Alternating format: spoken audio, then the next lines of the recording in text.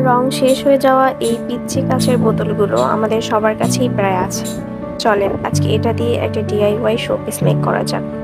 প্রথমে আমি পেপার নিয়েছি এবং একটা কাঠির সাহায্যে পেপারটায় স্ট্রর মতো শেপ তৈরি করে নিচ্ছি।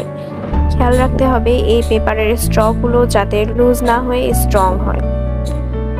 এরপর স্কেলের সাহায্যে সমান 6 ইঞ্চি মাপ নিয়ে 6টা স্ট্র কেটে নিয়েছি। এবারে ফেভিক্রিলের ব্ল্যাক অ্যাক্রিলিক কালারটা দিয়ে সবগুলো স্ট্র কালার করে শুকিয়ে নিয়েছি। এরপর গ্লু গানের সাহায্যে 3টা স্ট্র এভাবে ত্রিভুজাকৃতি করে একসাথে অ্যাটাচ করে দিই এবং বাকি 3টা স্ট্র এই ত্রিভুজাকৃতির ফ্রেমের উপর গ্লু গানের সাহায্যে লাগিয়ে নিয়েছি।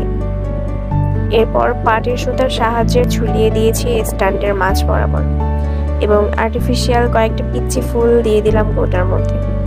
এই তো আমাদের ডিআইওয়াই শোপিস রেডি।